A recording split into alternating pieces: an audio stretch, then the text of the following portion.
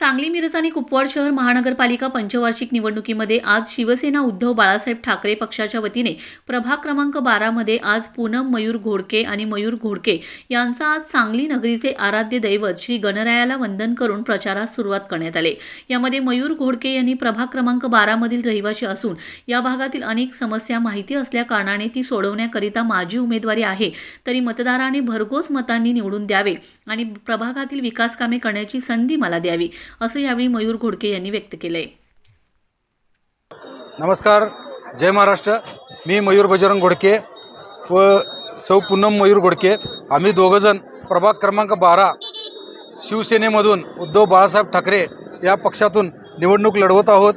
या प्रभागामध्ये मी मागच्या वेळी पण निवडणूक लढवलेली आहे। मला चांगल्या पद्धतीनं या प्रभागातील नागरिकांनी प्रतिसाद दिला आहे। परत या प्रभागातील मला काय समस्या आहेत या सगळ्या मला माहिती आहेत। मी या प्रभागाचा रहिवासी पण आहे। या प्रभागामध्ये क गटातून मी निवडणूक लढवत आहे, तसंच अ गटामधून माझी मिसेस सौ पूनम मयूर घोडके पण निवडणूक लढवत आहे। आमचं एकच ध्येय आणि एकच उद्दिष्ट आहे की या प्रभागामध्ये या प्रभागाचा विकास हा कशा पद्धतीनं पुढे नेला पाहिजे आणि सर्वसामान्य नागरिकांचे इथले खूप मोठे प्रश्न आहेत। त्या प्रश्नाच्या जीवावर आम्ही दोघंजण या प्रभागामध्ये मशाल या चिन्हावर निवडणूक लढवत आहे। तरी सर्व मतदार माता भगिनी बंधूंना मी एक विनंती करतो की मतदान हे तुमचे मत दान करण्याची प्रक्रिया आहे। तुमचे विचार हे आम्हाला दान म्हणून या स्वरूपात द्या आणि त्या विचारांचं आम्ही एक चांगल्या पद्धतीनं कसा आपला प्रभाग हा सांगलीमध्ये पूर्ण सांगलीमध्ये आणि महापालिकेमध्ये कशा पद्धतीनं हा पुढे नेता येईल यासाठी आम्ही दोघंजण प्रयत्न करणार आहोत। आम्हाला तुम्हाला विनंती आहे की आम्हाला भरघोस मताने निवडून द्यावं हीच विनंती आहे। आज प्रचाराची सुरुवात आम्ही इथं सांगलीचे जे आराध्य दैवत गणपती यांचे पाया पडून आणि तसंच केंगनेश्वरी माता या दोघांचे पाया पडून आम्ही इथनं प्रचाराची सुरुवात करत आहोत। सांगली, कुपवाड आणि मिरज महानगरपालिकेमध्ये आमचे अधिकृत उमेदवार आहेत सौ पूनम मयूर घोडके आणि मयूर बजरंग घोडके। हे दोघंही मशालेच्या चिन्हावर उभे आहेत। मी सांगलीकरांना आव्हान करते की आमचे हे निष्ठावंत दोन्हीही कार्यकर्ते आज प्रभागाची सेवा करण्यासाठी उभे आहेत।